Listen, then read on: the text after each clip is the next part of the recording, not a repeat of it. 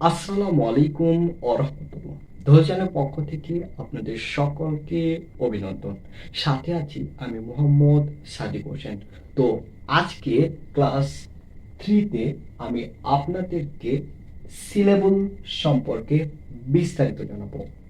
তো আজকের এই ভিডিওটিতে সিলেবল এর অর্থ কি, সিলেবল কাকে বলে, সিলেবল কত প্রকার ও কি কি, সিলেবল কেন গুরুত্বপূর্ণ, এই বিষয়গুলো নিয়ে বিস্তারিত আলোচনা করব।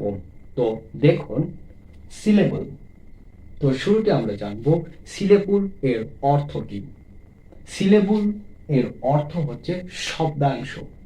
সিলেবল এর অর্থ হলো শব্দাংশ। সিলেবলের অর্থ কি?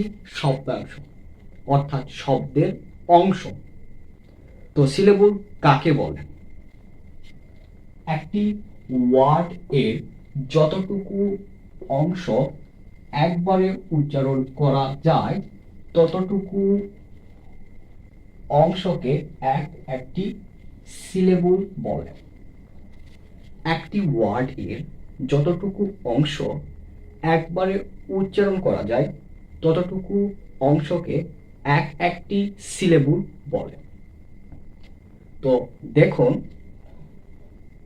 বি ও ওয়াই, বয়, একবারে উচ্চারণ হচ্ছে, তার মানে এই শব্দটিতে একটি সিলেবল রয়েছে। পরবর্তীতে দেখুন MAN, ম্যান, এই শব্দটিতেও একবারে উচ্চারিত হচ্ছে, মানে একটি সিলেবল রয়েছে। তৃতীয়টিতে দেখুন বেবি, বেবি, দুইবারে উচ্চারিত হচ্ছে, তার মানে এখানে দুইটি সিলেবল রয়েছে। মেন কথা হলো, আমরা যখন কথা বলি, এই বলার সময় আমাদের এই ঠোঁট এবং জিভ এর গতি পরিবর্তন না করে আমরা যতটুকু অংশ উচ্চারণ করতে পারি সেই অংশটুকুকে বলা হয় সিলেবল। যেমন পরবর্তীতে দেখুন CHIL, চিল, DREN, ট্রেন, চিল, ট্রেন, দুইবারে উচ্চারিত হচ্ছে, চিল, চিল, চিল, ট্রেন। তো এখানে দুইটি সিলেবল রয়েছে। অর্থাৎ সিলেবল মানে হচ্ছে শব্দাংশ। একটি শব্দের কয়টি অংশ? তো দেখুন পরবর্তীতে দেখুন বা না না, বা না না, তার মানে এই বানানা শব্দটিতে তিনটি সিলেবল রয়েছে।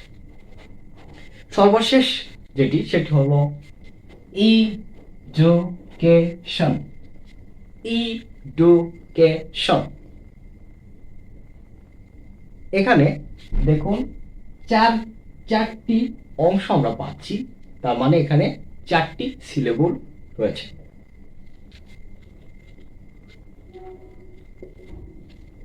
তো এখন আমরা দেখব সিলেবল কত প্রকার ও কি কি। তো দেখুন, সিলেবল প্রধানত 4 প্রকার। সেগুলো কি কি দেখুন, মনোসিলেবল, ডাইসিলেবল, ট্রাইসিলেবল এবং পলিসিলেবল। তাহলে সিলেবল প্রধানত 4 প্রকার। সেগুলো হলো মনোসিলেবল, ডাইসিলেবল, ট্রাইসিলেবল এবং পলিসিলেবল। এখন আমরা এই 4 প্রকার সিলেবল এর সংজ্ঞা এবং উদাহরণ সমূহ সম্পর্কে জানব। তো দেখুন, মনোসিলেবল, যে ওয়ার্ডে একটি সিলেবল থাকে তাকে মনোসিলেবল বলে। যে ওয়ার্ডে একটি সিলেবল থাকবে তাকে মনোসিলেবল বলে। যেমন ক্যাট, ডগ, এখানে এই শব্দগুলোতে একটি করে সিলেবল আছে। পরবর্তীতে দেখুন স্কুল, স্কুল, একবার উচ্চারিত, তার মানে একটি সিলেবল আছে। তারপরে দেখুন পেন, একটি সিলেবল আছে।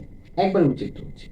তাহলে এটা হচ্ছে মনোসিলেবল। পরবর্তীতে দেখুন ডগ, টপ, ডগ, একবার উচ্চারিত হচ্ছে, তার মানে মনোসিলেবল।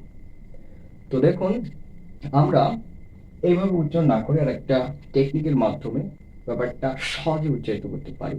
যেমন আমাদের এই ডান হাতটা যদি থুতনির নিচে দিই, দিয়ে আমরা যদি উচ্চারণ করি একটি শব্দটিতে কতগুলো সিলেবল আছে তার সহজেই দেখতে পাবো। তো দেখুন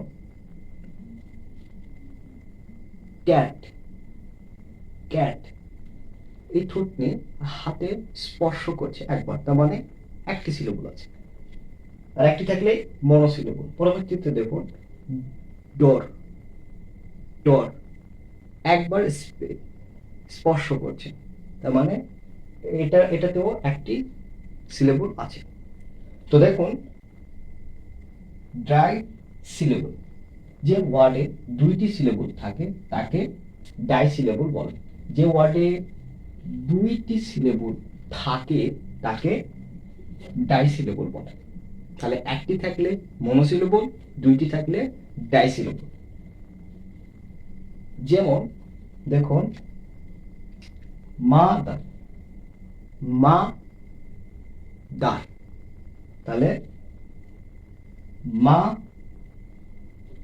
দার, মা দার, দুইবার স্পর্শ করছে হাতে। তো এখানে দুইটি সিলেবল আছে। পরবর্তীতে দেখুন ডক্টর, ডক্টর, তার মানে এখানেও দুইটি সিলেবল আছে, তার মানে দুইটি থাকলে ডাই সিলেবল। পরবর্তীতে দেখুন বি কাম, বি কাম, তার মানে এটাও ডাই সিলেবল। সর্বশেষ দেখুন রিসিভ, রিসিভ। তো এইভাবে আমরা সহজে সিলেবল একটি ওয়ার্ডে কতটি আছে তা নির্ণয় করতে পারবো। তো দেখুন ট্রাই সিলেবল, যে ওয়ার্ডে তিনটি সিলেবল থাকে তাকে ট্রাই সিলেবল বলে। যে ওয়ার্ডে তিনটি, কয়টি, তিনটি সিলেবল, তিনটি সিলেবল থাকে তাকে ট্রাই সিলেবল বলে। তো দেখুন সেগুলো হলো বিউটিফুল, বিউটিফুল, তো এখানে তিনটি সিলেবল আছে। পরবর্তীতে দেখুন আমব্রেলা, আমব্রেলা, তিনবার স্পর্শ করছি, তার এখানে তিনটি সিলেবল আছে। তার পরবর্তীতে দেখুন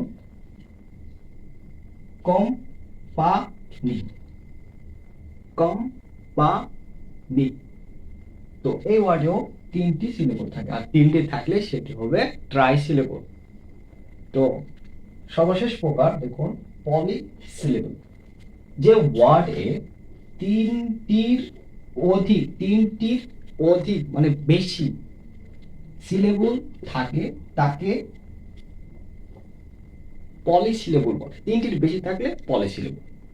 তো দেখুন উদাহরণ দেখুন এক্সামিনেশন, এক্সামিনেশন, তাহলে এক্সামিনেশন পাঁচটি, এখানে পাঁচটি সিলেবল রয়েছে, অর্থাৎ তিনটির বেশি। পরবর্তীতে দেখুন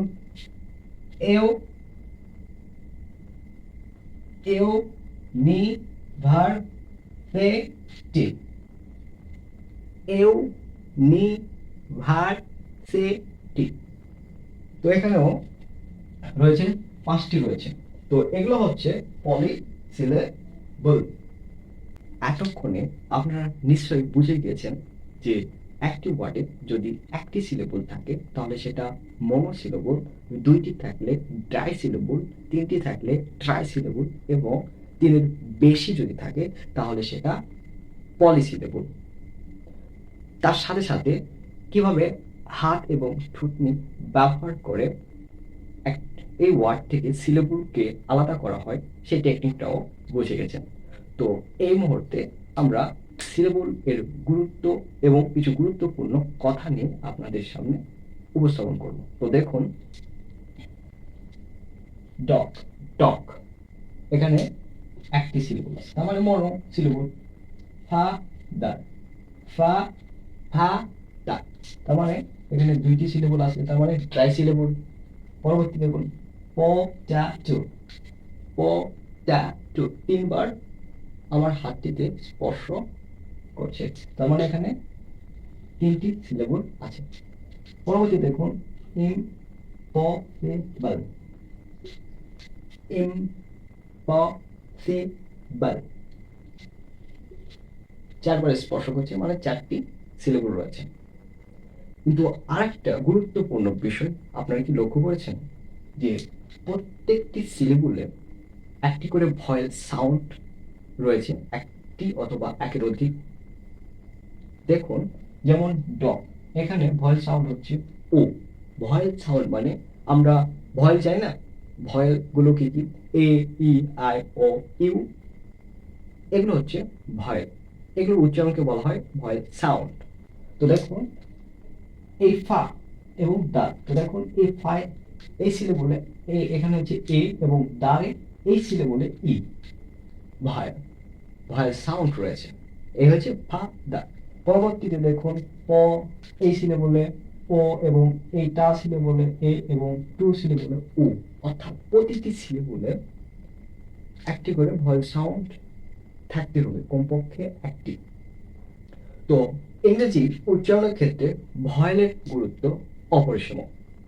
যেমন ধরেন, ভয়েল সাউন্ড কোথায় হবে এবং কোথায় ভয়েল সাউন্ড হবে না, এবং ভয়েল সাউন্ডগুলো কোথায় জোর দিয়ে উচ্চারিত হবে এবং কোথায় জোর দিবে না, এই বিষয়গুলো অনেক গুরুত্বপূর্ণ। এই সিলেবল বিষয়টি ভালোভাবে আয়ত্ত আনতে পারলে আমরা সহজে ইংরেজি শব্দটিকে সঠিকভাবে উচ্চারণ করতে পারব। তো পরবর্তী ক্লাসে কিভাবে একটি ওয়ার্ড থেকে সিলেবল ভেঙে তার সঠিক উচ্চারণ কিভাবে করতে হয় সেই বিষয় নিয়ে আলোচনা করব। তো আগামী ভিডিওয়ে আমন্ত্রণ জানিয়ে এখানে শেষ করছি। খোদা হাফেজ।